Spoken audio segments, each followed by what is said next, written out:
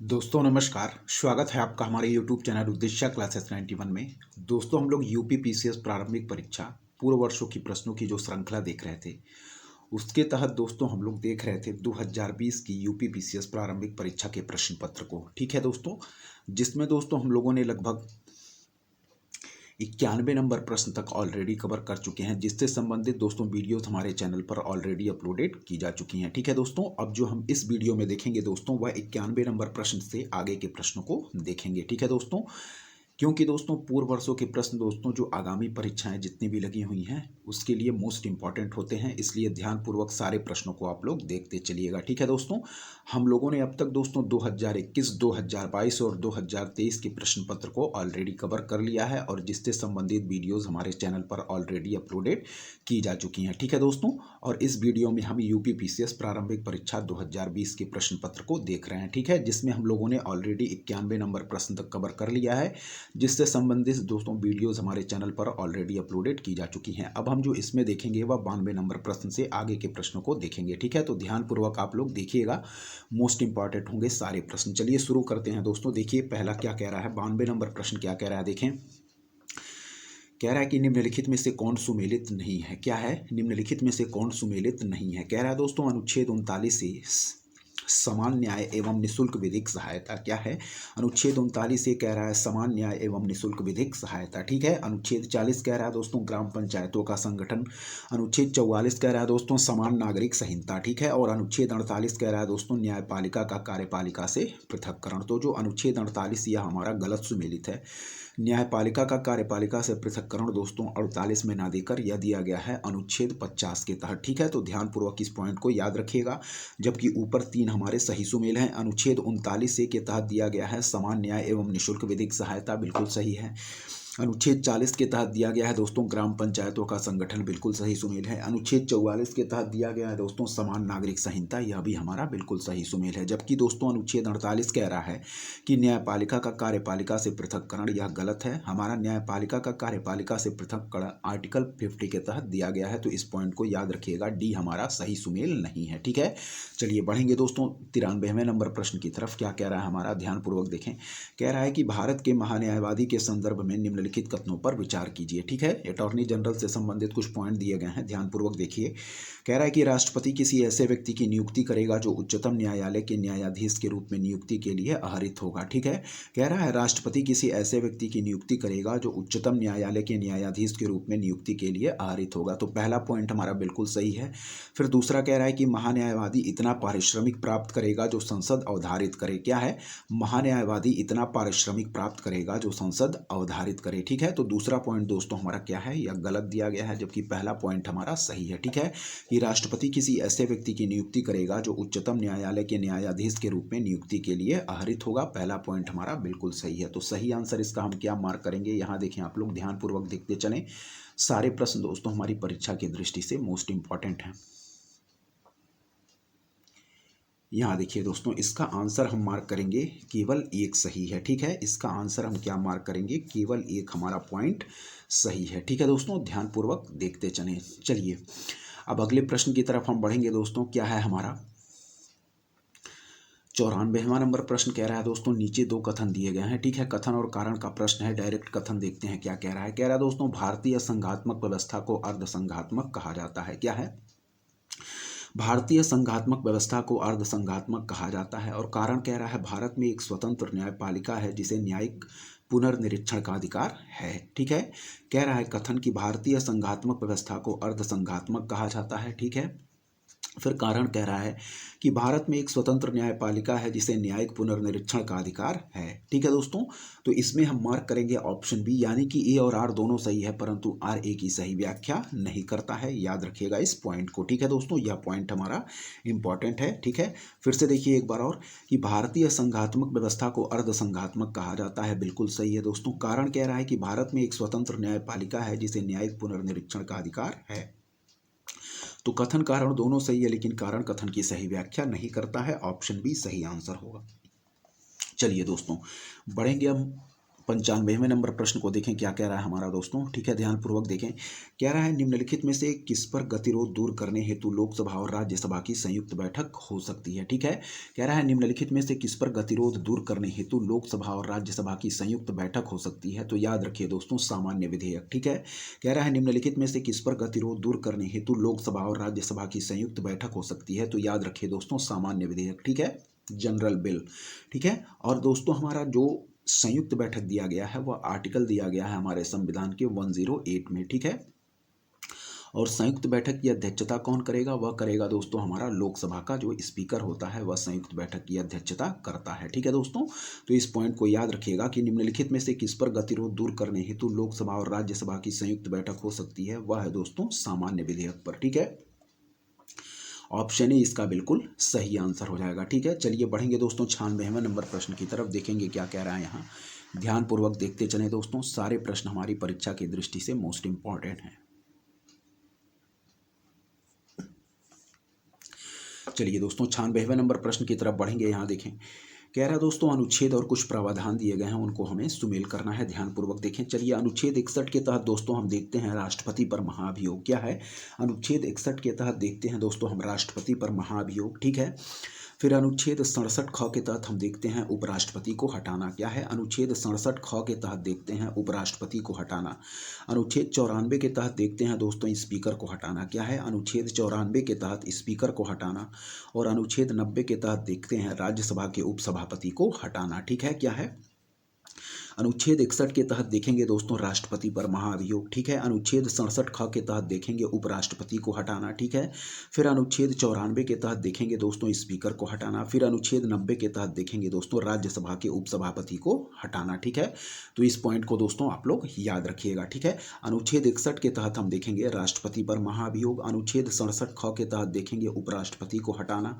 अनुच्छेद 94 के तहत देखेंगे स्पीकर को हटाना। अनुच्छेद 90 के तहत देखेंगे राज्यसभा के उपसभापति को हटाना, ठीक है। तो इस पॉइंट को आप लोग याद रखिएगा। ऑप्शन सी इसमें हम बिल्कुल राइट आंसर मार्क करेंगे, ठीक है। ध्यानपूर्वक आप लोग याद रखिएगा। चलिए यहाँ एक बार और देख लें। अनुच्छेद 61 के तहत दिया गया है राष्ट्रपति का महाभियोग, ठीक है। अनुच्छेद 67 ख के तहत दिया गया है उपराष्ट्रपति को हटाना, ठीक है। अनुच्छेद 94 के तहत दिया गया है दोस्तों स्पीकर को हटाना। और अनुच्छेद 90 के तहत दिया गया है राज्यसभा के उपसभापति को हटाना, ठीक है। अनुच्छेद 61 के तहत दिया गया है राष्ट्रपति का महाभियोग। अनुच्छेद 67 ख के तहत दिया गया है उपराष्ट्रपति को हटाना। अनुच्छेद 94 के तहत दिया गया है दोस्तों स्पीकर को हटाना। और अनुच्छेद 90 के तहत राज्यसभा के उपसभापति को हटाना, ठीक है। तो इस पॉइंट को याद रखिएगा। विकल्प हमारा जो आंसर है इसका सी सही होगा, ठीक है। चलिए देखें अगला देखें। कह रहा है दोस्तों कि भारत की संविधान सभा ने निम्नलिखित में से किस तिथि को क्या राष्ट्रीय ध्वज अपनाया था, क्या है। भारत की संविधान सभा ने निम्नलिखित में से किस तिथि को राष्ट्रीय ध्वज अपनाया, तो याद रखिए कई बार यह पूछा गया प्रश्न है दोस्तों। तो 22 जुलाई 1947 को संविधान सभा ने राष्ट्रीय ध्वज को अपनाया था, ठीक है। कब, 22 जुलाई 1947। इसका बिल्कुल सही आंसर हो जाएगा दोस्तों, ठीक है। ध्यानपूर्वक आप लोग याद रखिएगा। चलिए दोस्तों, ठीक है, यहाँ पे कुछ डेट दिए गए हैं दोस्तों, इसको देख लेते हैं। यहाँ पे देखें कब क्या अपनाया गया। चलिए 22 जुलाई 1947 को राष्ट्रीय ध्वज अपनाया गया, ठीक है। 22 जुलाई 1947 को क्या राष्ट्रीय ध्वज अपनाया गया, जो कि हमारा प्रश्न ही पूछा गया है। फिर कह रहा है दोस्तों मई 1949, क्या है, मई 1949 राष्ट्रमंडल में भारत की सदस्यता या सत्यापित ग्रहण, ठीक है। इस पॉइंट को भी याद रखिएगा।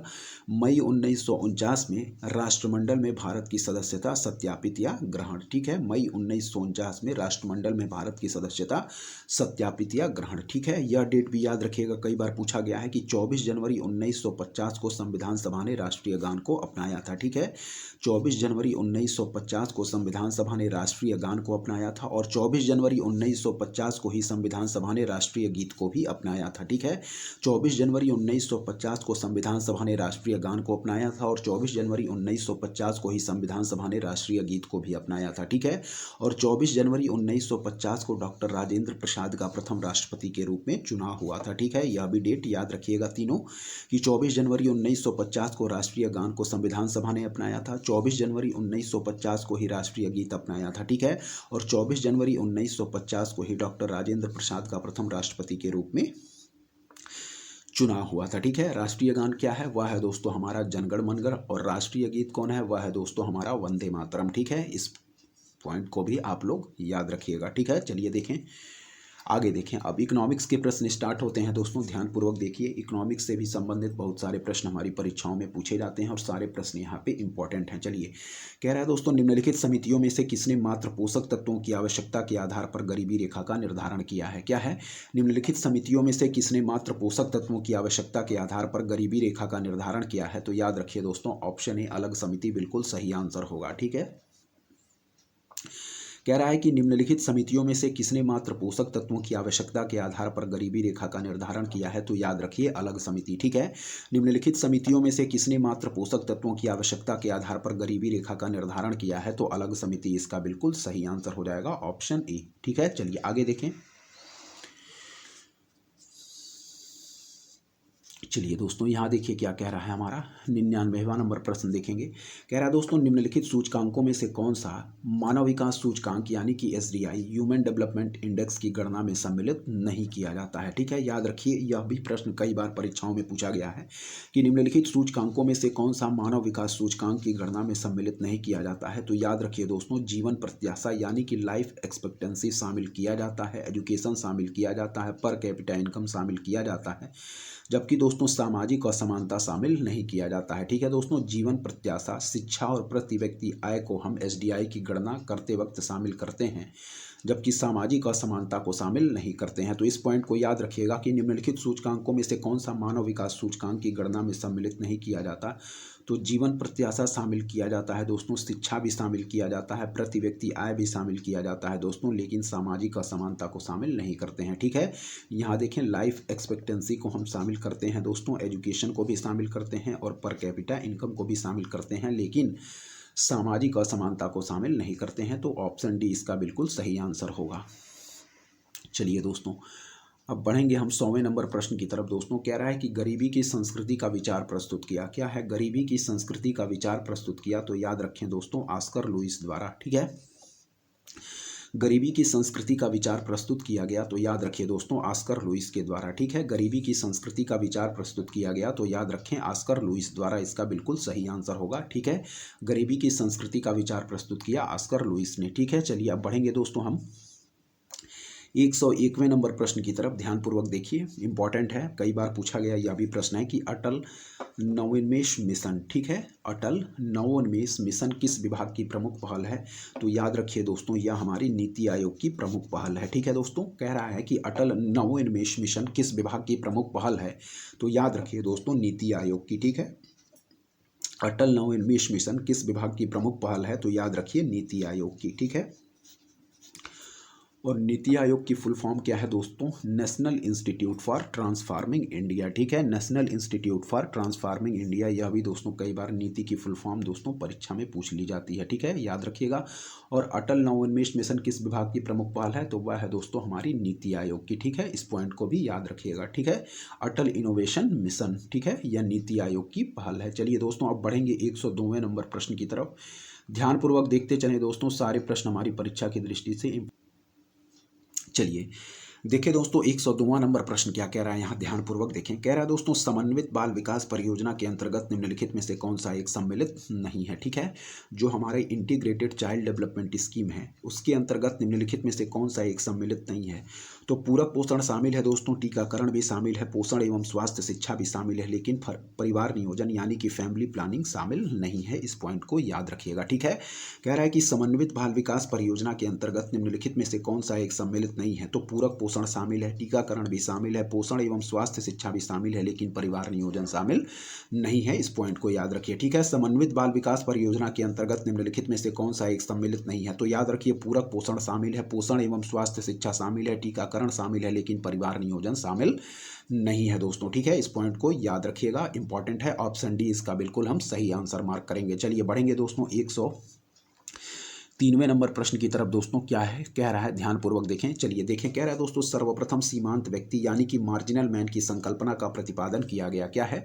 सर्वप्रथम सीमांत व्यक्ति मार्जिनल मैन की संकल्पना का प्रतिपादन किया गया। तो याद रखिए दोस्तों, रॉबर्ट ई पार्क के द्वारा। ठीक है, कह रहा है दोस्तों कि सर्वप्रथम सीमांत व्यक्ति यानी कि मार्जिनल मैन की संकल्पना का प्रतिपादन किया गया दोस्तों। तो याद रखिए, रॉबर्ट ई पार्क के द्वारा। ठीक है, सर्वप्रथम सीमांत व्यक्ति मार्जिनल मैन की संकल्पना का प्रतिपादन किया गया, तो रॉबर्ट ई पार्क के द्वारा। इसका बिल्कुल सही आंसर होगा ऑप्शन ए। ठीक है, सीमांत व्यक्ति मार्जिनल मैन की संकल्पना जो दी गई, वह दी गई दोस्तों रॉबर्ट ई पार्क के द्वारा। ठीक है, इस पॉइंट को याद रखिएगा, पूछा जा सकता है। चलिए आगे देखें दोस्तों, क्या कह रहा है हमारा 104वां नंबर प्रश्न। कह रहा है दोस्तों कि भारत में गरीबी के अनुमान हेतु निम्नलिखित में से कौन सी विधियों का प्रयोग किया जा रहा है। क्या है? भारत में गरीबी के अनुमान हेतु निम्नलिखित में से कौन सी विधियों का प्रयोग किया जा रहा है। तो याद रखें दोस्तों, स्थिर गणना विधि। ठीक है, फिर है दोस्तों कैलोरी ग्रहण विधि, फिर दोस्तों पारिवारिक उपभोग व्यय विधि, जबकि प्रति व्यक्ति आय विधि उपयोग नहीं किया जाता है दोस्तों हमारा गरीबी के अनुमान हेतु। ठीक है, कह रहा है भारत में गरीबी के अनुमान हेतु निम्नलिखित में से कौन सी विधियों का प्रयोग किया जा रहा है। तो याद रखें, स्थिर गणना विधि,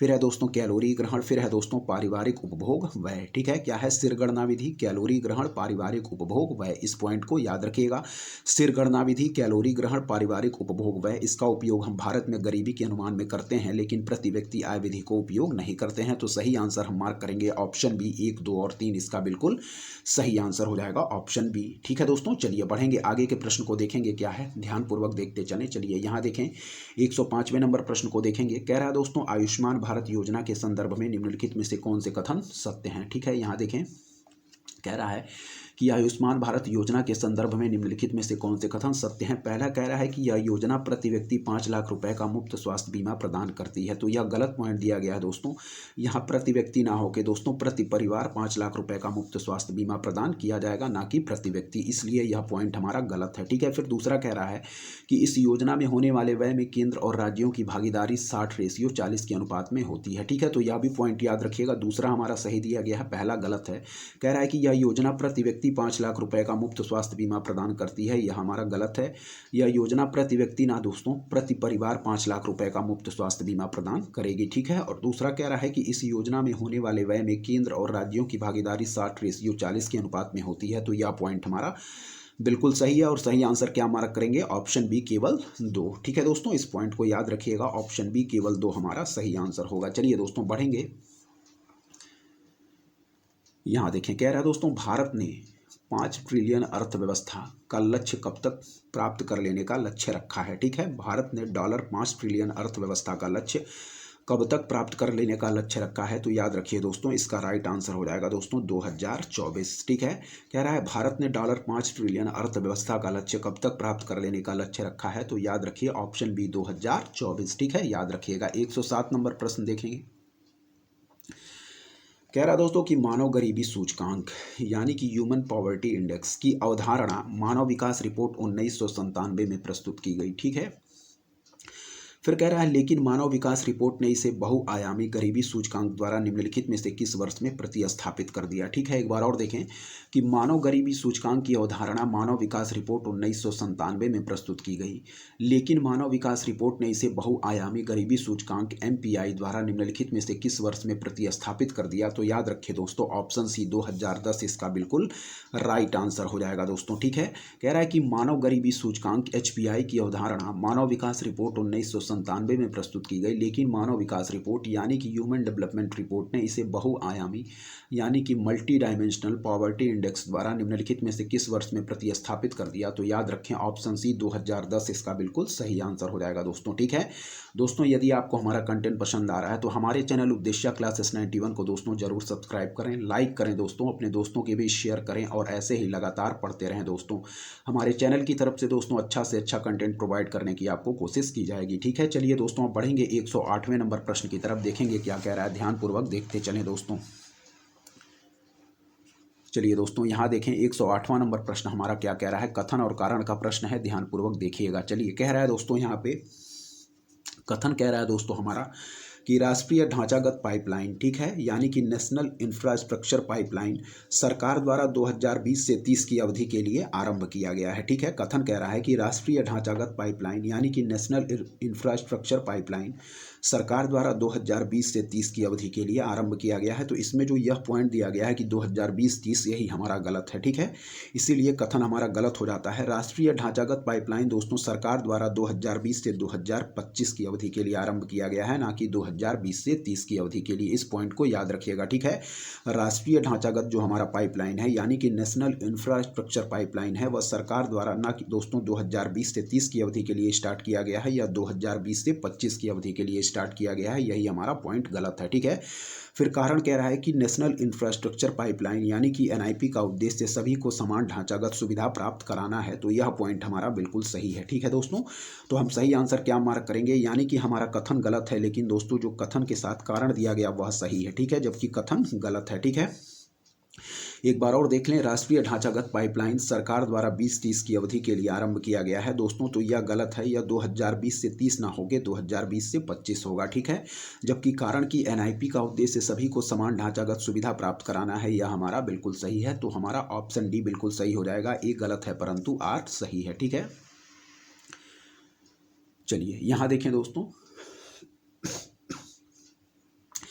कह रहा है दोस्तों योजना दिया गया है और उनके प्रारंभ करने का वर्ष।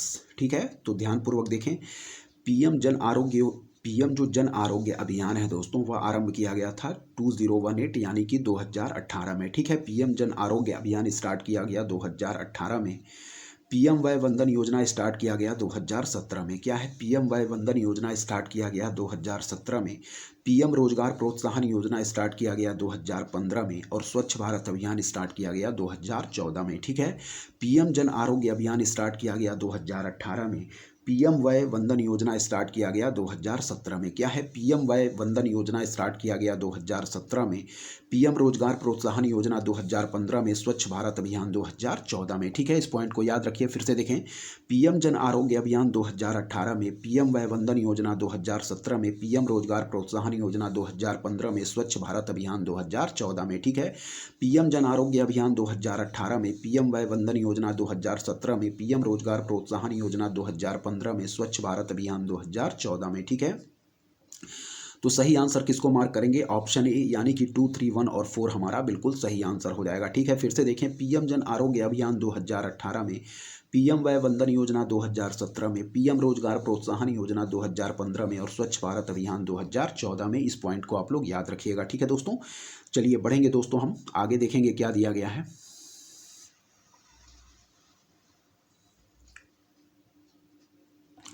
दोस्तों इसका आंसर स्टार इसलिए मार्क किया गया है, डिटेल हम पढ़ लेंगे। पीएम जन आरोग्य अभियान 2018, पीएम वय वंदन योजना 2017 और पीएम रोजगार प्रोत्साहन योजना। प्रश्न में दोस्तों क्या दिया गया है, इसका डेट 2015, लेकिन पीएम रोजगार प्रोत्साहन योजना 2016 में स्टार्ट की गई थी। यही पॉइंट हमारा गलत दिया गया है, इसीलिए इसका आंसर स्टार मार्क किया गया। और स्वच्छ भारत अभियान 2014 में। ठीक है, नोट को ध्यानपूर्वक देखें। कह रहा है दोस्तों, प्रधानमंत्री रोजगार प्रोत्साहन योजना 9 अगस्त 2016 को प्रारंभ की गई, जिसका उद्देश्य क्या था, नए रोजगार सृजन हेतु नियोक्ताओं को प्रोत्साहित करना। ठीक है, लेकिन उत्तर प्रदेश लोक सेवा आयोग द्वारा जारी उत्तर कुंजी में इस प्रश्न का उत्तर विकल्प ए माना गया है, तो हम आंसर ए ही टिक करेंगे। इस पॉइंट को याद रखिएगा। ठीक है, पीएम रोजगार प्रोत्साहन योजना 2015 प्रश्न में दिया गया है, लेकिन पुस्तक के हिसाब से यह स्टार्ट की गई थी 2016 में, इसीलिए इसका आंसर स्टार मार्क किया गया है। इस पॉइंट को आप लोग याद रखिएगा।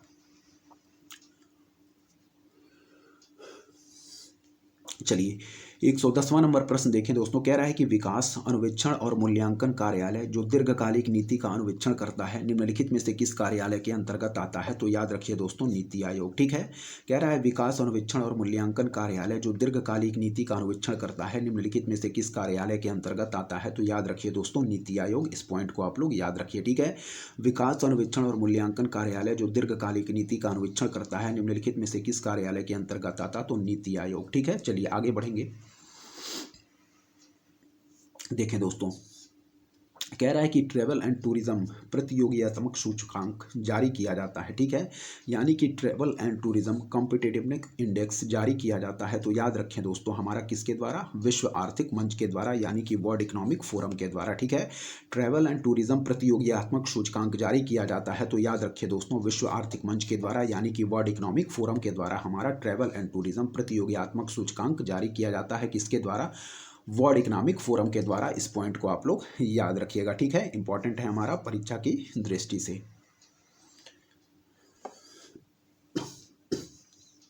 चलिए दोस्तों, 112 नंबर प्रश्न को देखेंगे। क्या कह रहा है, कह रहा है निम्नलिखित घटनाओं पर विचार कीजिए और उन्हें काल क्रमानुसार व्यवस्थित कीजिए, ठीक है। तो बात करेंगे दोस्तों हम, नाबार्ड की स्थापना सबसे पहले दिया गया है। तो नाबार्ड की स्थापना की गई थी दोस्तों, याद रखिए 1982 में, ठीक है। नाबार्ड की स्थापना कब की गई, 1982 में, ठीक है। कह रहा है स्वयं सहायता समूह का बैंक लिंकेज कार्यक्रम, ठीक है, स्वयं सहायता समूह का बैंक लिंकेज कार्यक्रम, इसको स्टार्ट किया गया था दोस्तों, याद रखिए 1992 में, ठीक है। कब स्टार्ट किया गया था, 1992 में। फिर कह रहा है दोस्तों किसान क्रेडिट कार्ड योजना, तो किसान क्रेडिट कार्ड योजना कब स्टार्ट किया गया था, याद रखिए दोस्तों 1998 में, ठीक है। किसान क्रेडिट कार्ड योजना कब स्टार्ट किया गया था, 1998 में। और क्षेत्रीय ग्रामीण बैंक की स्थापना कब की गई, तो 1975 में, ठीक है। इस पॉइंट को याद रखिए, ठीक है। क्या है, कह रहा है नाबार्ड की स्थापना, तो याद रखिए दोस्तों, नाबार्ड की स्थापना कब की गई थी, 1982 में, ठीक है। स्वयं सहायता समूह का बैंक लिंकेज कार्यक्रम, तो याद रखिए 1992 में, ठीक है। स्वयं सहायता समूह का बैंक लिंकेज कार्यक्रम कब स्टार्ट किया गया था, 1992 में। स्वयं सहायता समूह का बैंक लिंकेज कार्यक्रम 1992।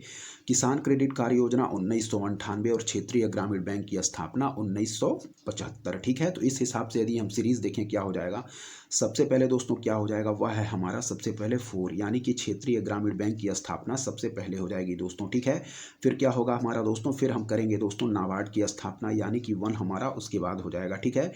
फिर दोस्तों हो जाएगा हमारा कौन, फिर हो जाएगा दोस्तों हमारा स्वयं सहायता समूह का बैंक लिंकेज कार्यक्रम, यानी कि दोस्तों 1992 हो जाएगा, ठीक है, 2 हो जाएगा दोस्तों। और सबसे लास्ट में हो जाएगा हमारा 1998, यानी कि दोस्तों हमारा किसान क्रेडिट कार्ड योजना की स्टार्ट, ठीक है।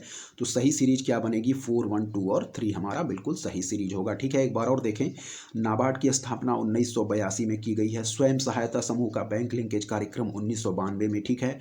किसान क्रेडिट कार्ड योजना स्टार्ट की गई 1998 में और क्षेत्रीय ग्रामीण बैंक की स्थापना की गई 1975 में, ठीक है। तो सबसे पहले होगा हमारा क्षेत्रीय ग्रामीण बैंक की स्थापना, फिर होगी दोस्तों नाबार्ड की स्थापना 1982 में, फिर होगा दोस्तों हमारा क्या, फिर होगा दोस्तों स्वयं सहायता समूह का बैंक लिंकेज कार्यक्रम 1992 में, और फिर हो जाएगा दोस्तों किसान क्रेडिट कार्ड योजना 1998 में। तो 4, 1, 2 और 3 हमारा बिल्कुल सही सीरीज होगा। इस पॉइंट को आप लोग याद रखिएगा। चलिए इसका आंसर देख लेंगे दोस्तों, क्या दिया गया है, ध्यानपूर्वक देखते चले दोस्तों। जितने भी प्रश्न दिए गए हैं सब आगामी परीक्षा की दृष्टि से मोस्ट इंपॉर्टेंट हो। चलिए देखिए दोस्तों क्या दिया गया है यहाँ पे, ठीक है। तो इसका सही आंसर हम क्या मार्क करेंगे, हम लोगों ने सीरीज देख लिया है, ठीक है, 4, 1, 2 और 3, ठीक है। नाबार्ड की स्थापना कब की गई, 12 जुलाई 1982 को, डेट याद रखिए, कई बार सीधे पूछ लिया जाता है, ठीक है। स्वयं सहायता समूह का बैंक लिंकेज कार्यक्रम 1992 में स्टार्ट किया गया, ठीक है दोस्तों। क्या है, स्वयं सहायता समूह का बैंक लिंकेज कार्यक्रम 1992 में स्टार्ट किया गया। किसान क्रेडिट कार्ड योजना स्टार्ट की गई दोस्तों 1998 में, ठीक है। और फिर क्षेत्रीय ग्रामीण बैंक की स्थापना की गई दोस्तों 2 अक्टूबर 1975 को, ठीक है। इस पॉइंट को याद रखिएगा, पूछा जा सकता है फिर से। नाबार्ड की स्थापना 12 जुलाई 1982, स्वयं सहायता समूह का बैंक लिंकेज कार्यक्रम 1992, किसान क्रेडिट कार्ड योजना 1998 और क्षेत्रीय ग्रामीण बैंक की स्थापना 2 अक्टूबर 1975 को, ठीक है। और नाबार्ड की स्थापना किस समिति की अनुशंसा के आधार पर हुई थी, तो शिवारमन समिति की अनुशंसा के आधार पर। इस पॉइंट को भी याद रखिएगा, ठीक है। चलिए 113 नंबर प्रश्न की तरफ बढ़ेंगे दोस्तों। कौशल भारत अभियान से संबंधित कुछ पॉइंट दिए गए हैं, ध्यानपूर्वक देखें। कह रहा है कौशल भारत अभियान के संदर्भ में निम्नलिखित में से कौन से कथन सही हैं, ठीक है। कौशल भारत अभियान के संदर्भ में निम्नलिखित में से कौन से कथन सही हैं। पहला पॉइंट कह रहा है कि कौशल भारत अभियान की शुरुआत प्रधानमंत्री ने जुलाई 2015 में की थी, तो यह पॉइंट हमारा बिल्कुल सही है दोस्तों, ठीक है, कि कौशल भारत अभियान की शुरुआत प्रधानमंत्री ने जुलाई 2015 में की थी, ठीक है। फिर कह रहा है दोस्तों कि इस अभियान का मुख्य उद्देश्य भारत के युवाओं को सूचना तकनीक में प्रशिक्षित करना था, ठीक है दोस्तों। तो यह हमारा गलत है दोस्तों, ठीक है, दूसरा पॉइंट हमारा गलत दिया गया है, ठीक है। कह रहा है कि कौशल भारत अभियान की शुरुआत प्रधानमंत्री ने जुलाई 2015 में की थी, ठीक है। फिर कह रहा है कि इस अभियान का मुख्य उद्देश्य भारत के युवाओं को सूचना तकनीक में प्रशिक्षित करना था, तो यह पॉइंट दोस्तों हमारा गलत दिया गया है। ठीक है, क्या है इसका उद्देश्य था दोस्तों? बड़ी संख्या में भारतीय युवाओं को कौशल प्रशिक्षण प्रदान करना, रोजगार प्राप्त करने योग्य बनाकर जीविकोपार्जन के लिए सक्षम बनाना और इसके लिए प्रेरित करना, ना कि दोस्तों सूचना तकनीक में प्रशिक्षित करना। ठीक है, इस पॉइंट को आप लोग याद रखिएगा। ठीक है, क्या कह रहा है यहाँ देख लें कि केंद्र सरकार द्वारा जुलाई 2015 में कौशल भारत अभियान प्रारंभ किया गया। ठीक है, और प्रधानमंत्री कौशल विकास योजना इसी के अंतर्गत आती है। ठीक है, कह रहा है कि इसका उद्देश्य क्या था? बड़ी संख्या में भारतीय युवाओं को कौशल प्रशिक्षण प्रदान करना, रोजगार प्राप्त करने योग्य बनाकर जीविकोपार्जन के लिए सक्षम बनाना और इसके लिए प्रेरित करना। ठीक है, और दोस्तों इसकी मिनिस्ट्री भी याद रखिए, कभी कभी मिनिस्ट्री भी पूछ लिया जाता है पेपर में। ठीक है, कह रहा है कि योजना का जो क्रियान्वयन है वह कौशल विकास और उद्यमिता मंत्रालय के दिशा निर्देशन में किया जा रहा है। ठीक है, योजना का जो क्रियान्वयन है दोस्तों वह कौशल विकास और उद्यमिता मंत्रालय के दिशा निर्देशन में किया जा रहा है। इस पॉइंट को भी आप लोग ध्यानपूर्वक याद रखें। इसका सही आंसर हम क्या मार्क करेंगे? तो इसका सही आंसर मार्क करेंगे, केवल एक पॉइंट हमारा सही दिया गया है। ठीक है, इसको याद रखिए। चलिए अब हम बढ़ेंगे जनसंख्या एवं नगरीकरण के प्रश्नों की तरफ। ठीक है, कह रहा दोस्तों प्रजनन के प्रतिस्थापन स्तर तक पहुंचने के लिए जनसंख्या की कुल प्रजनन दर क्या होनी चाहिए? ठीक है, कह रहा है कि प्रजनन के प्रतिस्थापन स्तर तक पहुंचने के लिए जनसंख्या की कुल प्रजनन दर यानी कि TFR, जिसको हम लोग टोटल फर्टिलिटी रेट भी कहते हैं, क्या होनी चाहिए? तो याद रखिए दोस्तों 2.1। ठीक है, यहाँ रिप्लेसमेंट रेट की बात कर रहा है दोस्तों, याद रखिएगा। ठीक है, प्रजनन के प्रतिस्थापन स्तर तक पहुंचने के लिए जनसंख्या की कुल प्रजनन दर क्या होनी चाहिए? तो याद रखिए दोस्तों इसका सही आंसर हो जाएगा ऑप्शन सी यानी कि 2.1। ठीक है, तो इस पॉइंट को याद रखिएगा दोस्तों। ठीक है, चलिए आगे बढ़ेंगे दोस्तों 115 नंबर प्रश्न की तरफ। अब हमारे कुछ उत्तर प्रदेश विशेष से पूछे गए प्रश्न यहाँ पे दिए गए हैं दोस्तों। ठीक है, तो ध्यानपूर्वक देखते चलिए। कह रहा है दोस्तों कि उत्तर प्रदेश के कुल ऐसे शहर जो स्मार्ट सिटी योजना से आच्छादित हैं। ठीक है, कह रहा है दोस्तों कि उत्तर प्रदेश के कुल ऐसे शहर जो स्मार्ट सिटी योजना से आच्छादित हैं दोस्तों, तो इसका राइट आंसर क्या हो जाएगा? 10। ठीक है, याद रखें। कह रहा है कि उत्तर प्रदेश के कुल ऐसे शहर जो स्मार्ट सिटी योजना से आच्छादित हैं, तो इसका राइट आंसर हो जाएगा दोस्तों 10। ठीक है, उत्तर प्रदेश के कुल ऐसे शहर जो स्मार्ट सिटी योजना से आच्छादित हैं कुल 10। चलिए अब 10 शहरों को एक बार हम देख लेंगे। यहाँ पे ध्यानपूर्वक देखें कौन कौन से शहर आते हैं स्मार्ट सिटी मिशन के अंतर्गत। यहाँ देखें कानपुर है दोस्तों। ठीक है, याद रखिए कानपुर। फिर दोस्तों हो जाएगा मुरादाबाद। ठीक है, कानपुर मुरादाबाद। फिर हो जाएगा दोस्तों लखनऊ, फिर है अलीगढ़, फिर है वाराणसी, फिर है आगरा, फिर है बरेली, प्रयागराज, सहारनपुर और झांसी। ठीक है, फिर देखें कानपुर, मुरादाबाद, लखनऊ, अलीगढ़, वाराणसी, आगरा, बरेली, प्रयागराज, सहारनपुर और झांसी। ठीक है, फिर देखें कौन से 10 स्मार्ट शहर हमारे यूपी के हैं। वह है दोस्तों कानपुर, फिर है दोस्तों मुरादाबाद, फिर है दोस्तों लखनऊ, फिर है अलीगढ़, फिर है वाराणसी, फिर है आगरा, फिर है बरेली, प्रयागराज, सहारनपुर और झांसी। ठीक है, कानपुर, मुरादाबाद, लखनऊ, अलीगढ़, वाराणसी, आगरा, बरेली, प्रयागराज, सहारनपुर और झांसी। ठीक है, कानपुर, मुरादाबाद, लखनऊ, अलीगढ़, वाराणसी, आगरा, बरेली, प्रयागराज, सहारनपुर और झांसी। ठीक है दोस्तों, तो याद रखिए। चलिए 116 नंबर प्रश्न को देखेंगे दोस्तों। क्या है?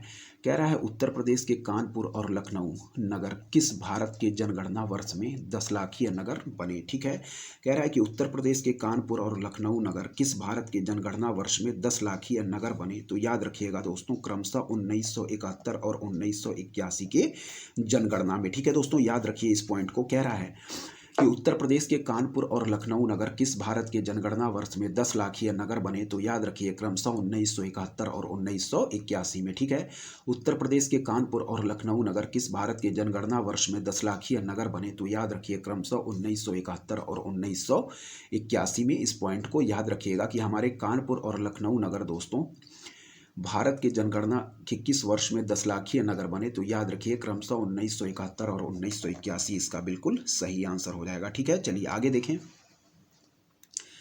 यह पॉइंट भी याद रखें दोस्तों। कह रहा है कि उत्तर प्रदेश मंत्रिमंडल ने 29 जुलाई 2020 को निम्नलिखित नगरों में से किस में राष्ट्रीय विधि विश्वविद्यालय की स्थापना का अनुमोदन किया है? ठीक है, तो याद रखें हमारे जो उत्तर प्रदेश में राष्ट्रीय विधि विश्वविद्यालय की स्थापना की जा रही है दोस्तों, वह हमारे प्रयागराज में की जा रही है। ठीक है, कहाँ पे? प्रयागराज में। तो यह भी प्रश्न पूछा जा सकता है कि हमारे उत्तर प्रदेश में राष्ट्रीय विधि विश्वविद्यालय की स्थापना कहाँ की जा रही है? तो आप लोग याद रखें वह है दोस्तों हमारा ऑप्शन डी, प्रयागराज इसका बिल्कुल सही आंसर हो जाएगा दोस्तों। ठीक है, उत्तर प्रदेश मंत्रिमंडल ने 29 जुलाई 2020 को निम्नलिखित नगरों में से किसमें राष्ट्रीय विधि विश्वविद्यालय की स्थापना का अनुमोदन किया है? तो याद रखें प्रयागराज। ठीक है, या दोस्तों करंट का प्रश्न था। ठीक है, उस वक्त का जो करंट था यूपी करंट, उससे प्रश्न पूछा गया था। लेकिन एक बार देख लेते हैं कि उत्तर प्रदेश के निम्नलिखित जिलों में से किसमें 2018 में फ्रांस के सहयोग से एक वृहद सौर ऊर्जा संयंत्र को स्थापित किया गया है? क्या है? उत्तर प्रदेश के निम्नलिखित जिलों में से किसमें 2018 में फ्रांस के सहयोग से एक वृहद सौर ऊर्जा संयंत्र को स्थापित किया गया है दोस्तों? तो इसका सही आंसर हो जाएगा क्या? इसका सही आंसर हम मार्क करेंगे दोस्तों मिर्जापुर। ठीक है, पॉइंट को याद रखिएगा कि उत्तर प्रदेश के निम्नलिखित जिलों में से किसमें 2018 में फ्रांस के सहयोग से एक वृहद सौर ऊर्जा संयंत्र को स्थापित किया गया है? तो याद रखें दोस्तों मिर्जापुर। ठीक है, चलिए बढ़ेंगे दोस्तों 119वें नंबर प्रश्न की तरफ। ध्यानपूर्वक देखें क्या कह रहा है यहाँ पे। चलिए देखिए, कह रहा है दोस्तों जनवरी 2020 की बात कर रहा है कि उत्तर प्रदेश में कितने और स्थलों को रामसर साइट में शामिल किया गया। ठीक है, कह रहा है कि जनवरी 2020 में उत्तर प्रदेश में कितने और स्थलों को रामसर साइट में शामिल किया गया दोस्तों? तो याद रखिए इसका 2020 का यह करंट था दोस्तों, याद रखिएगा 6। ठीक है, कह रहा है कि जनवरी 2020 में उत्तर प्रदेश में कितने स्थलों को रामसर साइट में शामिल किया गया था? तो याद रखिएगा दोस्तों 6। ठीक है, यह तब का दोस्तों यूपी करंट का प्रश्न था। ठीक है, ध्यानपूर्वक आप लोग याद रखिएगा। ठीक है, चलिए दोस्तों एक बार हम रामसर स्थल देख लेते हैं यहाँ पे। ठीक है, यह दोस्तों जनवरी 2020 का प्रश्न था। ठीक है, इसलिए हम लोग इसको ज़्यादा डिटेल में नहीं देखेंगे दोस्तों, क्योंकि करंट पुराने हो जाते हैं और जो परीक्षा होगी दोस्तों उसमें अपडेटेड करंट पूछे जाएंगे। ठीक है, इसलिए चलिए दोस्तों इसको भी छोड़ेंगे, यह हमारा करंट का प्रश्न है। ठीक है, चलिए यहाँ देखें दोस्तों, ये प्रश्न इंपॉर्टेंट है, एक बार देख लें। ठीक है, यहाँ देखें दोस्तों। ठीक है, ध्यानपूर्वक देखें। कह रहा है 121 नंबर प्रश्न हमारा दोस्तों। ठीक है, कह रहा है कि उत्तर प्रदेश के निम्नलिखित नगरों में से कौन सा से विरासत शहर विकास और वृद्धि योजना यानी कि हृदय के अंतर्गत शामिल किया गया है या किए गए हैं? ठीक है, कह रहा है उत्तर प्रदेश के निम्नलिखित नगरों में से कौन सा से विरासत विकास और वृद्धि योजना के अंतर्गत शामिल किया गया है? तो याद रखिएगा दोस्तों इसका सही आंसर हो जाएगा केवल वाराणसी। ठीक है, और फिर हो जाएगा दोस्तों मथुरा। ठीक है, कह रहा है कि उत्तर प्रदेश के निम्नलिखित नगरों में से कौन सा विरासत शहर विकास और वृद्धि योजना यानी कि हृदय योजना के अंतर्गत शामिल किए गए हैं? तो याद रखिएगा दोस्तों वाराणसी और मथुरा। ठीक है, इस पॉइंट को याद रखिएगा और इसका सही आंसर हम क्या मार्क करेंगे दोस्तों? वह हम मार्क करेंगे, चलिए देखते हैं यहाँ पे क्या इसका सही आंसर हम मार्क करेंगे। इसका सही आंसर मार्क करेंगे दोस्तों हम ऑप्शन सी दोस्तों। ठीक है, ऑप्शन सी हम याद इसका सही आंसर मार्क करेंगे, यानी कि 1 और 2 हमारा बिल्कुल सही आंसर होगा। हृदय योजना के तहत दोस्तों हमारे यूपी के 2 जिले शामिल किए गए हैं, वह है दोस्तों याद रखिएगा वाराणसी और मथुरा। ठीक है, इस पॉइंट को आप लोग याद रखिएगा। ठीक है, चलिए अब बढ़ेंगे दोस्तों 122 नंबर प्रश्न हमारा क्या कह रहा है। ठीक है, कई बार पूछा गया प्रश्न है, इसको याद रखिएगा। कह रहा है कि उत्तर प्रदेश में बायोटेक्नोलॉजी पार्क निम्नलिखित स्थानों में से कहाँ स्थित है? ठीक है, कह रहा है कि उत्तर प्रदेश में बायोटेक्नोलॉजी पार्क निम्नलिखित स्थानों में से कहाँ स्थित है? तो याद रखिए दोस्तों लखनऊ में। ठीक है, कहाँ पे बायोटेक्नोलॉजी पार्क स्थित है? तो याद रखिए दोस्तों लखनऊ में। ठीक है, कह रहा है दोस्तों कि उत्तर प्रदेश में बायोटेक्नोलॉजी पार्क निम्नलिखित स्थानों में से कहाँ स्थित है? तो याद रखिए दोस्तों लखनऊ इसका बिल्कुल सही आंसर होगा। याद रखिए बायोटेक्नोलॉजी पार्क कहाँ स्थित है? लखनऊ में।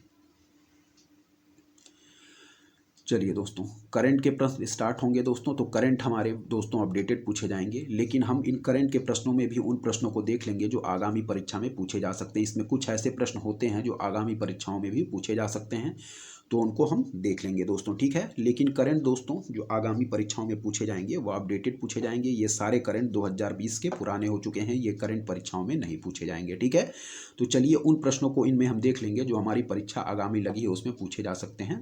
तो चलिए देखेंगे दोस्तों क्या दिए गए हैं, इसके तहत कौन कौन से प्रश्न देखे गए हैं, ध्यानपूर्वक देखते रहें।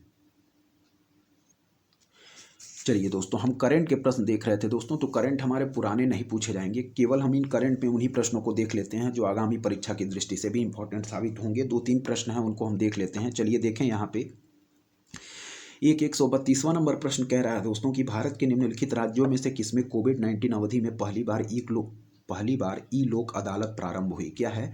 कह रहा है कि भारत के निम्नलिखित राज्यों में से किस में कोविड-19 अवधि में पहली बार ई लोक अदालत प्रारंभ हुई? तो याद रखिएगा दोस्तों, छत्तीसगढ़ इसका बिल्कुल सही आंसर होगा। ठीक है। कह रहा है कि भारत के निम्नलिखित राज्यों में से किस में कोविड-19 अवधि में पहली बार ई लोक अदालत प्रारंभ हुई? तो याद रखिएगा दोस्तों, छत्तीसगढ़। इंपॉर्टेंट प्रश्न है, पूछा जा सकता है। फिर हम बढ़ेंगे 135वें नंबर प्रश्न को देखें। ठीक है, यह सब करंट के प्रश्न है, तो करंट हमारे अपडेटेड पूछे जाएंगे, लेकिन दोस्तों हम एक आध दो प्रश्न देख लेते हैं जो दोस्तों हमारी आगामी परीक्षा में भी पूछे जा सकते हैं। यहाँ देखें, कह रहा है रक्षा मंत्रालय भारत सरकार द्वारा अगस्त 2020 में प्रारंभ किया गया सार्थक निम्नलिखित में से किससे संबंधित है? ठीक है, तो सार्थक याद रखिए, सार्थक दे के परीक्षा में पूछा जा सकता है कि सार्थक निम्नलिखित में से किससे संबंधित है। तो याद रखिए दोस्तों, यह एक अपतटीय गश्ती जहाज है। ठीक है, क्या है? ऑफशोर पेट्रोलिंग व्हीकल है दोस्तों, अपतटीय गश्ती जहाज। ठीक है, याद रखिएगा कि रक्षा मंत्रालय भारत सरकार द्वारा अगस्त 2020 में प्रारंभ किया गया सार्थक क्या है? तो सार्थक दोस्तों एक अपतटीय गश्ती जहाज है। इस पॉइंट को बस याद रखिएगा, पूछा जा सकता है पेपर में। ठीक है, चलिए दोस्तों, अब हम आगे बढ़ेंगे, देखेंगे आगे के प्रश्न हमारे क्या दिए गए हैं। ठीक है, सारे प्रश्न हमारे करंट के इंपॉर्टेंट नहीं है, हम केवल उन्हीं प्रश्नों को देख रहे हैं, एक आध दो प्रश्न जो आगामी परीक्षा में भी इंपॉर्टेंट हैं और पूछे जा सकते हैं। चलिए यहाँ 145 नंबर प्रश्न देखेंगे ध्यानपूर्वक। कह रहा है दोस्तों, लॉकडाउन के दौरान भारत सरकार के द्वारा प्रयुक्त असाधारण शक्तियों को विधिक आधार निम्नलिखित में से किन कानूनों से प्राप्त हुआ? ठीक है, कह रहा है दोस्तों, क्या यहाँ पे लॉकडाउन के दौरान भारत सरकार के द्वारा प्रयुक्त असाधारण शक्तियों को विधिक आधार निम्नलिखित में से किन कानूनों से प्राप्त हुआ? तो याद रखिए दोस्तों, इसका सही आंसर हो जाएगा 2 और 4। यानी कि दोस्तों कौन सा? तो 2 और 4 हम मार्क करेंगे दोस्तों, डिजास्टर मैनेजमेंट एक्ट 2005। ठीक है, डिजास्टर मैनेजमेंट एक्ट 2005, और एक और है दोस्तों हमारा एपिडेमिक डिजीजेस एक्ट 1897। ठीक है, याद रखिएगा, इंपॉर्टेंट है हमारा। कह रहा है दोस्तों कि लॉकडाउन के दौरान भारत सरकार के द्वारा प्रयुक्त असाधारण शक्तियों को विधिक आधार निम्नलिखित में से किन कानूनों से प्राप्त हुआ? तो याद रखिए दोस्तों, डिजास्टर मैनेजमेंट एक्ट हमारा 2005 का, और एक है दोस्तों हमारा क्या? एपिडेमिक डिजीजेस एक्ट 1897 का। ठीक है, एपिडेमिक डिजीजेस एक्ट 1897 का, तो दोनों पॉइंट आप लोग याद रखिएगा। ठीक है, डिजास्टर मैनेजमेंट एक्ट 2005 और एपिडेमिक डिजीजेस एक्ट 1897, इन दोनों पॉइंटों को आप लोग याद रखिएगा। सही आंसर हम मार्क करेंगे ऑप्शन सी 2 और 4। ठीक है दोस्तों, याद रखिएगा कि लॉकडाउन के दौरान भारत सरकार के द्वारा प्रयुक्त असाधारण शक्तियों को विधिक आधार निम्नलिखित में से किन कानूनों से प्राप्त हुआ? तो याद रखें, डिजास्टर मैनेजमेंट एक्ट 2005 और दोस्तों एपिडेमिक डिजीजेस एक्ट 1897। ठीक है, 2 और 4 हमारा सही आंसर होगा ऑप्शन सी। इस पॉइंट को याद रखिएगा। चलिए एक और प्रश्न यहाँ देख लेंगे। कह रहा है कि केंद्रीय बजट 2021 के द्वारा उत्कृष्ट कॉर्पोरेट बांड में विदेशी पोर्टफोलियो निवेश की सीमा अब बढ़ा दी गई है। क्या है? केंद्रीय बजट 2021 के द्वारा उत्कृष्ट कॉर्पोरेट बांड में विदेशी पोर्टफोलियो निवेश की सीमा अब बढ़ा दी गई है। तो याद रखिएगा दोस्तों 15% तक। ठीक है, इंपॉर्टेंट है, पूछा जा सकता है, भले ही दोस्तों यह पुराना है लेकिन पूछा जा सकता है। ठीक है, केंद्रीय बजट 2021 के द्वारा उत्कृष्ट कॉर्पोरेट बांड में विदेशी पोर्टफोलियो निवेश की सीमा अब कितनी कर दी गई है? वह दोस्तों पहले 9 थी, अब कितनी कर दी गई है? 15%। इस पॉइंट को आप लोग याद रखिएगा। ठीक है, चलिए दोस्तों अब हम बढ़ेंगे 148वें नंबर प्रश्न की तरफ। ठीक है, देखेंगे क्या कह रहा है, ध्यानपूर्वक देखते चलिए, सारे प्रश्न हमारे परीक्षा की दृष्टि। कह रहा है दोस्तों, निम्नलिखित में से कौन सा कथन खुदरा व्यापारियों डैश दुकानदारों और स्वरोजगार वाले व्यक्तियों के लिए राष्ट्रीय पेंशन योजना के बारे में सही नहीं है? ठीक है, कह रहा है निम्नलिखित में से कौन सा कथन खुदरा व्यापारियों / दुकानदारों और स्वरोजगार वाले व्यक्तियों के लिए राष्ट्रीय पेंशन योजना के बारे में सही नहीं है? ठीक है, तो यहाँ राष्ट्रीय पेंशन योजना से संबंधित कुछ तथ्य दिए गए हैं, उनमें से सही नहीं को पूछ रहा है। ठीक है, तो यहाँ ध्यानपूर्वक देखेंगे। कह रहा है दोस्तों हमारा कि 18 से 40 वर्ष आयु वर्ग के लोग इसके पात्र हैं। ठीक है, 18 से 40 वर्ष आयु वर्ग के लोग इसके पात्र हैं, तो यह पॉइंट दोस्तों हमारा सही दिया गया है। ठीक है, यानी कि जो राष्ट्रीय पेंशन योजना के पात्रित हैं वह हैं दोस्तों हमारे 18 से 40 वर्ष आयु वर्ग के लोग। ठीक है, इस पॉइंट को याद रखिएगा। ठीक है, फिर कह रहा है कि उनका वार्षिक लेन देन टर्नओवर रुपए 1.5 करोड़ से अधिक ना हो। क्या है? उनका वार्षिक लेन देन या टर्नओवर रुपए 1.5 करोड़ से अधिक ना हो, तो यह भी पॉइंट हमारा सही दिया गया है। ठीक है, कह रहा है निम्नलिखित में से कौन सा कथन खुदरा व्यापारियों / दुकानदारों और स्वरोजगार वाले व्यक्तियों के लिए राष्ट्रीय पेंशन योजना के बारे में सही नहीं है? तो पहला पॉइंट कह रहा है कि 18 से 40 वर्ष आयु वर्ग के लोग इसके पात्र हैं, यह हमारा सही है। फिर कह रहा है दोस्तों कि उनका वार्षिक लेन देन टर्नओवर रुपए 1.5 करोड़ से अधिक ना हो, तो यह पॉइंट भी हमारा सही दिया गया है। ठीक है, अब चलिए सी और डी पॉइंट क्या दिए गए हैं उनको भी हम देख लेते हैं। दोस्तों यहाँ दोनों पॉइंट ध्यानपूर्वक याद रखिएगा कि राष्ट्रीय पेंशन योजना के लिए जो हमारे आहरित हैं वह हैं 18 से 40 वर्ष आयु वर्ग के लोग, ठीक है, इसके पात्र हैं, और उनका वार्षिक लेन देन टर्नओवर रुपए 1.5 करोड़ से अधिक ना हो। इन दोनों पॉइंटों को हमारा आप नेशनल पेंशन स्कीम के बारे में याद रखिएगा। ठीक है, चलिए देखेंगे चलिए देखिए दोस्तों यहाँ पे क्या कह रहा है। ठीक है, फिर कह रहा है दोस्तों कि राष्ट्रीय पेंशन योजना के सदस्य इसके पात्र हैं। कह रहा है दोस्तों राष्ट्रीय पेंशन योजना के सदस्य इसके पात्र हैं, तो यही स्टेटमेंट दोस्तों हमारा गलत दिया गया है। ठीक है, राष्ट्रीय पेंशन योजना क्या है, जो कह रहा है कि ऑप्शन सी हमारा कि राष्ट्रीय पेंशन योजना के सदस्य इसके पात्र हैं, यह पॉइंट हमारा गलत दिया गया है। ठीक है, और फिर कह रहा है कि इसके अंतर्गत रुपए 3000 का मासिक पेंशन सुनिश्चित है। ठीक है, कह रहा है कि इसके अंतर्गत रुपए 3000 का मासिक पेंशन सुनिश्चित है, तो यह पॉइंट भी दोस्तों हमारा सही है। ठीक है, जो सही नहीं है वह है कि राष्ट्रीय पेंशन योजना के सदस्य इसके पात्र हैं, यही पॉइंट दोस्तों हमारा गलत दिया गया है। ठीक है, चलिए दोस्तों एक बार डिटेल हम देख लेते हैं। कह रहा है 12 सितंबर 2019 को रांची में व्यापारियों और स्वरोजगार वाले व्यक्तियों के लिए राष्ट्रीय पेंशन योजना की शुरुआत की गई। डेट याद रखिए सबसे पहले तो 12 सितंबर 2019 को रांची में व्यापारियों और स्वरोजगार वाले व्यक्तियों के लिए राष्ट्रीय पेंशन योजना की शुरुआत की गई। ठीक है, फिर यह 18 से 40 वर्ष की आयु के व्यापारियों के लिए एक स्वैच्छिक और अंशदायी पेंशन योजना है। यह भी पॉइंट याद रखिए, इंपॉर्टेंट है। एक बार और देखें, 12 सितंबर 2019 को रांची में व्यापारियों और स्वरोजगार वाले व्यक्तियों के लिए राष्ट्रीय पेंशन योजना की शुरुआत की गई। ठीक है, फिर कह रहा है दोस्तों कि यह 18 से 40 वर्ष की आयु के व्यापारियों के लिए एक स्वैच्छिक और क्या है, अंशदायी पेंशन योजना है, तो इस पॉइंट को भी याद रखिए। ठीक है, फिर कह रहा है कि यह पेंशन योजना उन व्यापारियों, दुकानदारों / खुदरा व्यापारियों और स्वरोजगार लगे व्यक्तियों के लिए शुरू की गई है जिनका वार्षिक कारोबार रुपए 1.5 करोड़ से अधिक का नहीं है। इस पॉइंट को याद रखिएगा, और यह पॉइंट हमारा प्रश्न में भी दिया गया है। ठीक है, कि यह पेंशन योजना उन व्यापारियों, दुकानदारों / खुदरा व्यापारियों और स्वरोजगार में लगे व्यक्तियों के लिए शुरू की गई है जिनका वार्षिक कारोबार रुपए 1.5 करोड़ से अधिक का नहीं है। ठीक है, फिर देखिए आगे क्या कह रहा है दोस्तों। कह रहा है कि इसके अंतर्गत लाभार्थी को आयकर दाता नहीं होना चाहिए तथा उसे EPFO, ESIC, NPS सरकार पोषित का सदस्य भी नहीं होना चाहिए। ठीक है, कह रहा है कि इसमें लाभार्थी की आयु 60 वर्ष होने पर न्यूनतम रुपए 3000 मासिक पेंशन देने का प्रावधान है। ठीक है, तो अतः विकल्प जो हमारा सी दिया गया है, अतः विकल्प सी हमारा दोस्तों इसका आंसर है। ठीक है, यहाँ पे क्या है, जो हमारा डी ऑप्शन दिया गया उसके बारे में यहाँ कहा जा रहा है कि इसमें लाभार्थी की आयु 60 वर्ष होने पर न्यूनतम रुपए 3000 मासिक पेंशन देने का प्रावधान है।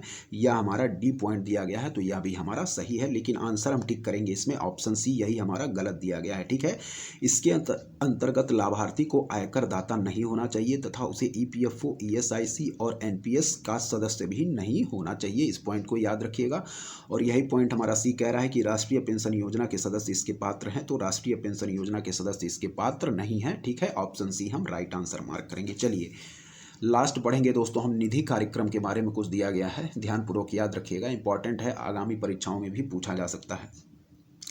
कह रहा है निधि कार्यक्रम के संदर्भ में निम्नलिखित में से कौन से कथन सही हैं। ठीक है, तो चलिए पहला पॉइंट कह रहा है कि निधि कार्यक्रम छात्रों के लिए स्टार्टअप हेतु प्रारंभ किया गया है। क्या है, निधि का फुल फॉर्म क्या है दोस्तों, यहाँ देख लें पहले, national initiative for development and harnessing innovation. क्या है दोस्तों, निधि का फुल फॉर्म क्या है, national initiative for development and harnessing innovation, यह दोस्तों हमारा निधि का फुल फॉर्म है। ठीक है,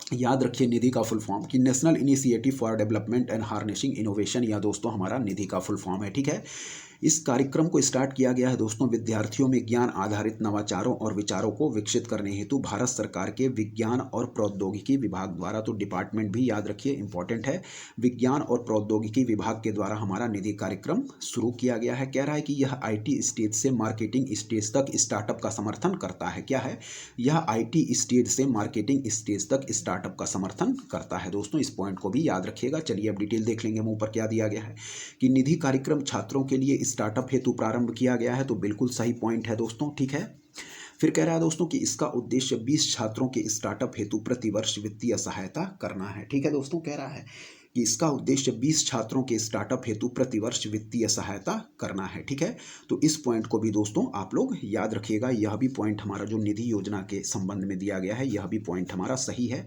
ठीक है, एक बार और देख लेंगे निधि कार्यक्रम। निधि का फुल फॉर्म क्या है? National initiative for development and harnessing innovation. ठीक है, इस पॉइंट को याद रखिएगा। पहला पॉइंट कह रहा है कि निधि कार्यक्रम छात्रों के लिए स्टार्टअप हेतु प्रारंभ किया गया है, तो यह पॉइंट हमारा बिल्कुल सही है। फिर कह रहा है कि इसका उद्देश्य 20 छात्रों के स्टार्टअप हेतु प्रतिवर्ष वित्तीय सहायता करना है, तो यह भी पॉइंट हमारा सही है। यानी कि 1 और 2 दोनों पॉइंट हमारे बिल्कुल सही दिए गए हैं। ठीक है, निधि कार्यक्रम के संबंध में देखिए, निधि कार्यक्रम छात्रों के लिए स्टार्टअप हेतु प्रारंभ किया गया है, बिल्कुल सही है दोस्तों। ठीक है, फिर कह रहा है कि इसका उद्देश्य 20 छात्रों के स्टार्टअप हेतु प्रतिवर्ष वित्तीय सहायता करना है, यह भी पॉइंट हमारा सही है। तो सही आंसर हम क्या मार्क करेंगे इसका? वह मार्क करेंगे दोस्तों हम ऑप्शन सी, यानी कि 1 और 2 हमारा दोनों पॉइंट सही है। ठीक है, निधि का फुल फॉर्म भी याद रखिए दोस्तों, पूछा जा सकता है। निधि का फुल फॉर्म क्या है दोस्तों? वह है हमारा क्या है, निधि का फुल फॉर्म क्या है? यहाँ पे देखें ध्यानपूर्वक आप लोग, निधि का फुल फॉर्म क्या दिया गया है दोस्तों, यहाँ पे देखें। चलिए, निधि का फुल फॉर्म देखें दोस्तों, national initiative for development and harnessing innovation. क्या है? National initiative for development and harnessing innovation. और यह वन लाइनर फॉर्म में भी पूछा जा सकता है प्रश्न। तो याद रखिए दोस्तों, जो हमारा निधि कार्यक्रम है वह संबंधित है छात्रों के लिए स्टार्टअप हेतु, छात्रों के लिए क्या है, निधि कार्यक्रम छात्रों के लिए स्टार्टअप हेतु प्रारंभ किया गया है। ठीक है, तो यह भी याद रखिए, वन लाइनर फॉर्म में भी पूछा जा सकता है निधि कार्यक्रम किससे संबंधित है, तो याद रखिए छात्रों के लिए स्टार्टअप प्रारंभ करने हेतु। ठीक है, निधि कार्यक्रम और किस डिपार्टमेंट के द्वारा चलाया जा रहा है? यह विज्ञान और प्रौद्योगिकी विभाग भारत सरकार के द्वारा इस कार्यक्रम को चलाया जा रहा है, यह भी आप लोग याद रखिएगा।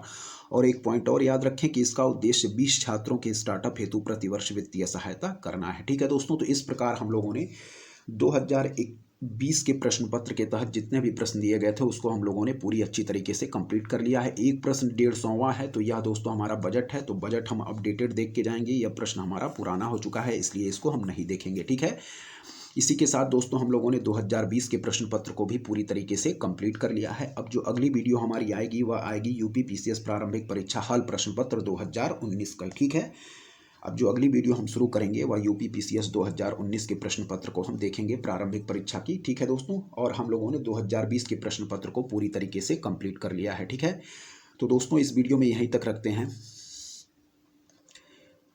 दोस्तों लगातार ध्यानपूर्वक पढ़ते रहिए, बहुत सारी परीक्षाएं दोस्तों आगामी लगी हुई हैं। ठीक है, ध्यानपूर्वक आप लोग अपनी तैयारी में लगे रहें। ठीक है, तो दोस्तों यदि आपको हमारा कंटेंट पसंद आ रहा है तो हमारे चैनल उद्देश्य क्लासेस 91 को दोस्तों ज़रूर सब्सक्राइब करें, लाइक करें दोस्तों, अपने दोस्तों के बीच शेयर भी करें और लगातार पढ़ते रहें दोस्तों। और अपने फीडबैक कमेंट बॉक्स में ज़रूर लिखें दोस्तों, और कौन सी नेक्स्ट बुक आप पढ़ना चाहते हैं यह भी कमेंट बॉक्स में ज़रूर लिखें दोस्तों। ठीक है, और ध्यानपूर्वक अपनी तैयारी में लगे रहें दोस्तों, क्योंकि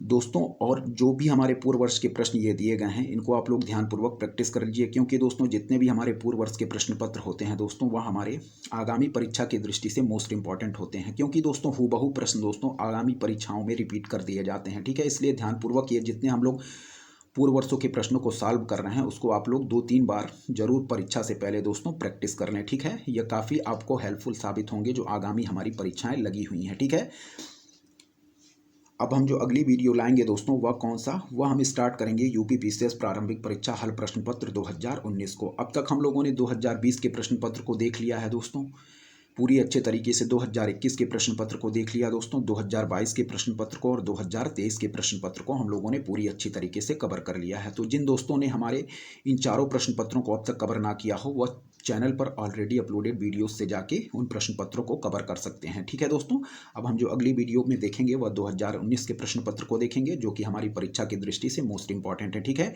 क्योंकि पूर्व वर्षों के प्रश्न आप सभी लोग जानते हैं हूबहू रिपीट कर दिए जाते हैं। ठीक है, तो इस वीडियो में यहीं तक, आप लोग तब तक दोस्तों लगातार पढ़ते रहें। ठीक है, और हमारे चैनल उद्देश्य क्लासेस 91 को जरूर सब्सक्राइब करें दोस्तों। तब तक के लिए दोस्तों धन्यवाद। जय हिंद, जय भारत दोस्तों।